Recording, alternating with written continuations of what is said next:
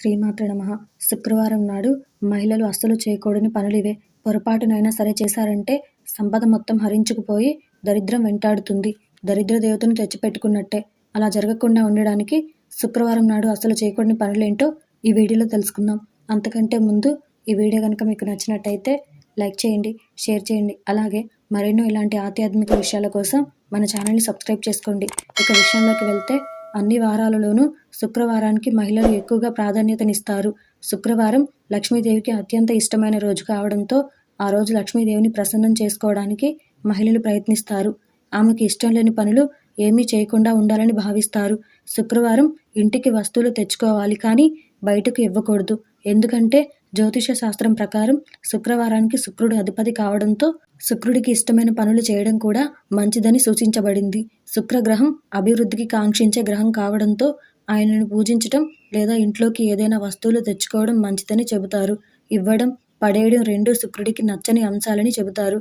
ఇవ్వడం, పడేయడం చేస్తే మన సంపద కూడా అదే విధంగా పోతుందని, ఇంటికి తెచ్చుకోవడం చేస్తే మన సంపద కూడా అదే విధంగా వస్తుందని, అభివృద్ధి చెందుతుందని చెబుతారు. శుక్రవారం రోజు మహిళలు ముఖ్యంగా చేయకూడని అనేక పనుల గురించి ఇక్కడ తెలుసుకుందాం. శుక్రవారం నాడు మహిళలు ఎవరూ ఇళ్లలో బూజు దులపరాదు. శుక్రవారం నాడు ఇల్లంతా శుభ్రం చేసి బూజులు దులుపుకుంటూ పనులు చేస్తే లక్ష్మీదేవికి విపరీతమైన కోపం వచ్చి ఆమె ఇంటిని విడిచి వెళ్ళిపోతుందని చెబుతారు.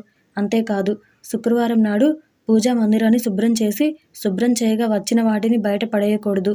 శుక్రవారం నాడు పాత సామాన్లను, పాత బట్టలను ఎవరికీ దానం ఇవ్వకూడదు. ఎవరికైనా వస్తువులు, బట్టలు దానం చేయొచ్చు, కానీ అది శుక్రవారం నాడు చేయకూడదని చెప్తున్నారు. ఇలా చేస్తే ఇంట్లో సంపద వెళ్ళిపోతుందని చెప్తారు. శుక్రవారం లక్ష్మీదేవికి కోపం తెప్పించే పనులు చేయకండి. అంతేకాదు, శుక్రవారం నాడు చేతికి ఉన్న గాజులు తీయకూడదు. పసుపు కుంకుమలను కింద పడనివ్వకూడదు. ఇంట్లో ఉన్న పసుపు కుంకుమలు డబ్బాలలో నిండుకుండలా చేయకూడదు. శుక్రవారం నాడు పువ్వులు కింద పడేయకూడదు. దేవుడి మందిరాలలో ఎండిపోయిన పువ్వులను కానీ, ఇంటి గుమ్మాలకు, దర్వాజాలకు పెట్టిన పువ్వులను కానీ శుక్రవారం నాడు తీసి పారేయకండి. లక్ష్మీప్రదమైన రోజు కావడంతో ఆ రోజు లక్ష్మీదేవికి ఇష్టం లేనివి ఏం చేసినా పేదరికం వస్తుందని చెప్తున్నారు. శుక్రవారం నాడు తలస్నానం కూడా చేయకూడదని చెప్తున్నారు. శుక్రవారం తలస్నానం చేస్తే మన సంపద కూడా హరించుకుపోతుందని అంటున్నారు. తలస్నానం ఎప్పుడు బుధ, శనివారాలలో చేయాలని చెబుతున్నారు.